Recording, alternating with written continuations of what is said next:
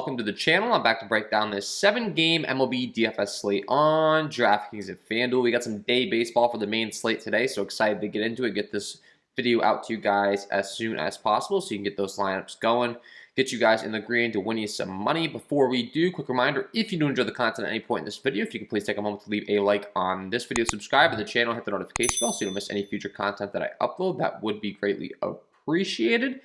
And also an announcement that I will be covering NFL all throughout the NFL season as well. And I do offer an NFL premium package similar to the one I offer here for MLB.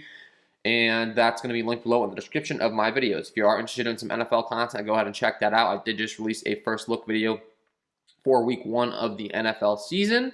And don't forget to stay tuned to the end of the video for my home run call of the day. So with all of that out of the way, all those announcements, let's go ahead and start breaking down this slate today, get you guys in the money. And I like to do that by starting my sheet by K-rate. It's fantasy sports. We get points for strikeouts. And the top guy in the slate today is going to be Brandon Woodruff taking on the Philadelphia Phillies. He comes in with a 30% K rate overall with a 12.6 swinging strike rate. Woodruff has a 28.5% K rate against righties and a 31.3% K rate against lefties. Very, very good across the board as far as ground ball, fly ball, hard hit rate, slugging, all of the above. And he's taking on a Philadelphia Phillies team tonight that we can definitely be targeting. Not exactly the scariest matchup in the world. Or today, I should say, day baseball, but the Phillies only have a 3.48 implied run total. There's plenty of strikeouts to be had in the middle of this lineup, and Woodruff has been just phenomenal all season long. So he's definitely going to be one of the top options on the slate, along with his partner, or his opponent, I should say, in the same game. Zach Wheeler, 28.6% K overall with a 12.6 swinging strike rate. Ground ball, fly ball stuff's really good. Hard contact stuff is really good. He gives up a 330 slugging to righties and a 326 slugging to lefties. 28.4% K rate to righties and a 28.8% K rate to lefties. So Wheeler also going to be very viable. The Milwaukee Brewers have been striking out a bunch on the season. They've added in some guys with some lower strikeout rates, but at the same time, I just think Wheeler's been that dominant. He's definitely going to be one of the top guys on the slate that you're looking to, if not the top, and I really have interest in him.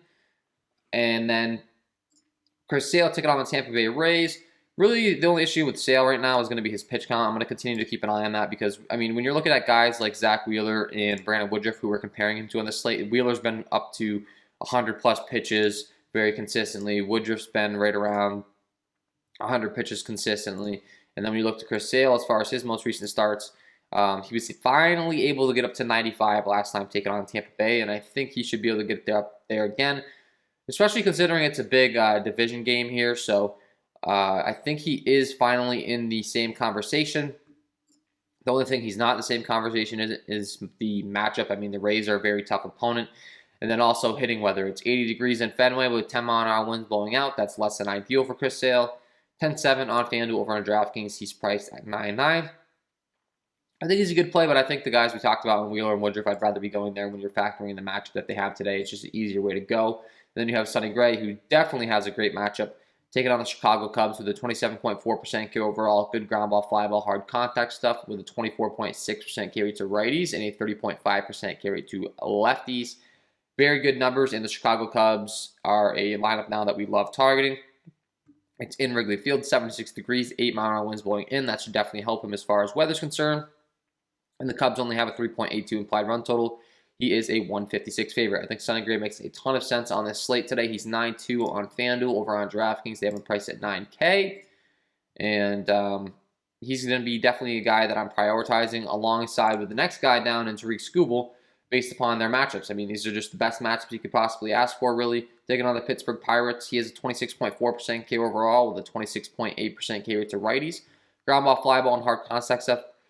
Contact stuff against righties has been an issue all season long, but against lefties, he has been very, very good. So it's really just a matter of if he strikes them out or if they get to him. He does give some hard contact, but I think in this matchup with the Pittsburgh Pirates, you really can't ask for much better of a matchup. Unfortunately, it does look like there's 12-mile-an-hour winds blowing out to left field, so that's a little scary, but it's in PNC Park. It's a great pitching environment. Pulling up the diagram that I always like to show you guys for that, you can see in Pittsburgh, a lot of red going out there, especially the left field. So although the wind's going to be blowing out and helping them a little bit, it's for the most part, a park that we do like to target. He's a 134 favorite, and that's saying something considering he's backed up by this Tigers offense. And I just think it's a great spot for him. He's 8-9 on FanDuel over on DraftKings. They have him priced at 7-8. And him and Sonny Gray are definitely going to be my number 1 and number 2 options as far as basically a boost in K rate and such based upon the matchup they have. So those two guys really standing out to me from a matchup aspect. And then that's really it. That's all we're looking for. We can target the Baltimore Orioles with Kris Bubic. I mean, the Orioles have just been really bad all season long. They continue to strike out a lot, but I also think you could be playing some Orioles bats in this spot.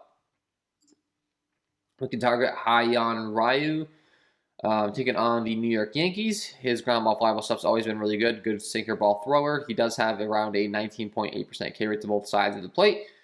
And really the only thing that limits him from an upside as far as DFS is his pitch count and his K upside. But he does get a good matchup taking on these New York Yankees.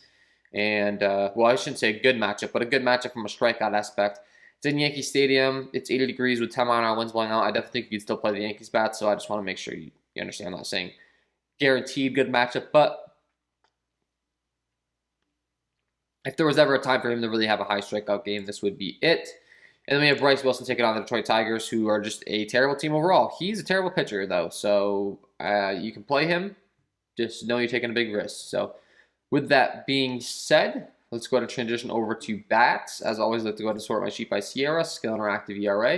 It's a good way of determining how good a pitcher's been so far in the season and how good they're expected to be in the future. And the worst on the slate tonight by far is Bryce Wilson, who I just discussed. Taking on the Detroit Tigers, he has been terrible in the ground ball, fly ball stuff, the hard contact stuff. He gives up a 504 slugging to righties, a 496 slugging to lefties, both of which are not good. And the only thing that's really saving him is the ballpark and the matchup. But I do think the Tigers are still going to be a great stack here. I'm not scared of Bryce Wilson. I'm willing to play bats against him. Akil Baddoo, Jonathan Scope, Robbie Grossman, Miguel Cabrera, Heimer Candelario, Harold Castro, Victor Reyes, Dustin Garnell. I would be willing to play these guys 1 through 8. My favorites probably being the power lefties in Robbie Grossman and Akil Baddoo. And then you can fill out your lineup with the, the 1 through 5, 1 through 6, 7 is really, obviously the core of the lineup that you're looking to go to. But if you throw in a couple of those guys in the bottom of the lineup, and your stacks are guaranteed to be unique. So I don't hate that at all. Kris Bubic taking on the Baltimore Orioles. He has a walk issue. His ground ball fly ball stuff's been pretty decent, but against righties, he gives up a 478 slugging. Against lefties, he gives up a 516 slugging. So those numbers are not good. You're really not all too scared to target him. And this game is being played in Camden Yards, which is a great hitting environment. Always love targeting batters in Baltimore. The Orioles have a 5.25 implied run total. The Kansas City Royals have a 5.25 implied run total, and this game is expected to be a shootout. And then you factor in both of these bullpens are terrible. So definitely going to have a lot of interest in this game overall. And as far as Bubic, I have no problem with you targeting righties, no problem with you targeting lefties. They all kind of lines up. As far as the guys that are going to profile the best against the left-handed hurler, it's definitely going to be the 2 through 4 hitters, and Mountcastle, Hayes, Mancini all hit left-handed pitching very well. Ramon Urias, I think, could be a great option. Anthony Santander continues to hit pretty well. Jorge Mateo does better against lefties. And don't be afraid to play Cedric Mullins at the top of the order because he's just overall a great hitter. And as mentioned in the numbers, Bubic, not that great against lefties either. So I definitely could play them. Patrick Corbin taking on the New York Mets. He's easy to break down. We really want to target him with right-handed power. His ground ball, fly ball stuff isn't the most respectable with a 561 slugging given out to righties. 342 slugging to lefties, and he's much, much better against those lefties. So all of the power righties on the Mets will be in play today. They'll get a big ballpark upgrade going to Washington instead of New York. And I definitely have interest in some of these guys, most notably VR, Pete Alonso, Lindor, Baez at the top of the order, and then Kevin Pillar and James McCann both hit lefties really well as well. So that's what I'd be going to there. I'm also not scared of the Washington bullpen, so I think the Mets are in a pretty decent spot. Ryan Yarbrough taking on the Boston Red Sox. The same rules are going to apply to him. Really only looking to target him with right-handed power. He's much more effective against lefties. So as far as his numbers, a 472 slugging given up to righties. Lefties only a 320 slugging given up. So we're definitely going to the power righties for Boston. And those power righties are going to be Hunter Renfroe, JD Martinez, Bobby Dahlbeck, Christian Vasquez, Jack Lopez, and Jonathan Arauz. Rays, my favorite ones by far are going to be Renfroe, Martinez, and Dahlbeck. Both hit lefties really well, so those three would really be the ones you're looking to lock in if you're stacking them against Yarbrough today. Trevor Williams taking on the Washington Nationals. His numbers don't scare us at all with a 464 slugging given to righties, a 423 slugging given up to lefties. I will say, for the most part, he is pretty reverse splitsy. We prefer to target him with the right-handed hitting. And I'm not getting too excited, ironically, to target these Washington bats. I mean, Trevor Williams isn't good, but also this Washington lineup really isn't the greatest. They definitely could go off. He's not good as mentioned, but Juan Soto, Josh Bell would be the obvious top candidates to be targeting, and then you could put in Yadiel Hernandez, Escobar, and Thomas. But honestly, Soto and Bell are really the only ones I'd get too excited to be playing here. And yeah, so that's just really a no-go for me. Jameson Taillon taking on Toronto Blue Jays. He does have some major ground ball, fly ball issues, so it could be an intriguing spot to stack against him with a 436 slugging with to righties, a 432 slugging with to lefties. Most notably, has really struggled against lefties as far as the ground ball, fly ball stuff too. And the Toronto Blue Jays have a loaded lineup. They're in Yankee Stadium tonight. They only have a 4.53 implied run total. Maybe that gets their ownership a little bit lower. And I do think this is a great spot for them. It's great hitting weather, 10-mile-an-hour winds blowing out, 80 degrees. I mean, they can definitely get the tie on with the talent in this lineup with the guys like Springer, Semien, Vladdy Jr., Bo Bichette, Teoscar Hernandez, Lourdes Gurriel, Corey Dickerson. Valera and Jansen in the 8 and 9 spot aren't going to be nearly as interesting to me, but if they're part of the lineup and they get opportunities, they can still poke one in the gap and get those runs and at a cheap price tag. And I don't think that the Blue Jays will get all that much ownership based upon the Vegas data right now, so I would have no issues with you stacking them at all. And I have no issues with stacking the Yankees in the same game. Taking on Raya with a 411 slugging, give it up to righties. You really want to target him with pretty much both sides of the plate as far as he's pretty even. I mean, his numbers aren't terrible, but he doesn't have one side he gives up more.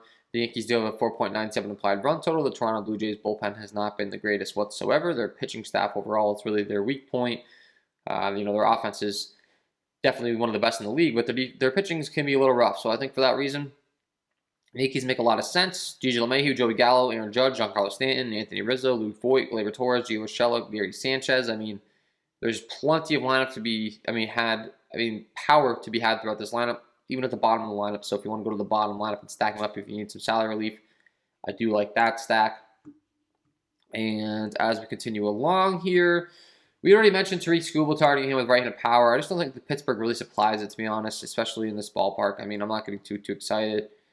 Kevin Newman, Ke'Bryan Hayes would be my favorite play by far. Jacob Stallings as a catcher, I think, could be an interesting play. And then Anthony Alford at the bottom of the order could be an interesting one-off for salary relief, but I'm not getting too excited about that stack, if we're being honest here. And then Justin Steele taking on Cincinnati. They do have some really good guys against lefties. So maybe looking to target him with some Cincinnati Reds bats, but the wind's blowing in. It's not the best hitting environment.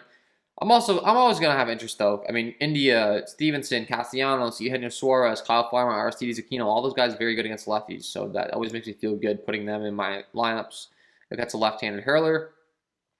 And the last thing I would mention is Zach Lothar taking on the Kansas City Royals. We only have an 8 innings pitch sample size. He's been terrible with a 500 slugging given up to righties, an 800 slugging out to lefties. It's looking like it's going to be a Baltimore Orioles bullpen game.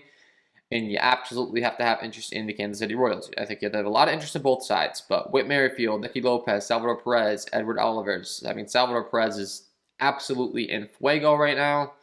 Very hot, and he gets to go into one of the best hitting environments and take on a Baltimore Orioles pitching staff. Adalberto Mondesi, tons of power, tons of speed. Michael Taylor, Benintendi, Dozier. This lineup is actually looking the most filled out it has in quite some time now. And you have to have interest in it as a stack. So that is my overall breakdown of this slate today. Before I let you guys go, I got to give you my home run call of the day. Let's get into it.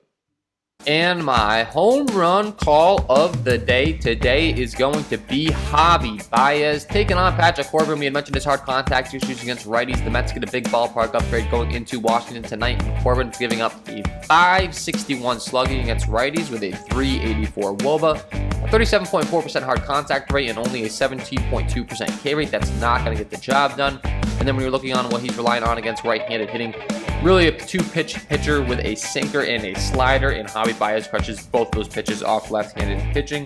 Against the sinker, he features a 543 ISO with a 465 WOBA, and then against the slider, he features great numbers as well. A 364 ISO with a 376 WOBA. Ridiculous numbers for Javi Baez against lefties, ridiculous numbers against Patrick Corbin's pitching repertoire, and I love this spot. Get him in your lineups because he is my home run call of the day. So there you have it, guys. Javi Baez, get him in your lineups. And that is all from me in this one. If you did enjoy the content, please take a moment to leave a like on this video, subscribe to the channel, hit the notification bell. That would be greatly appreciated. Don't forget to check out the KJK DFS links, premium packages linked below in the description, and the KJK DFS NFL content getting ready for week 1. Wish you guys the best of luck tonight, or today, I should say, in the MLB slate, and we will see you in the next one.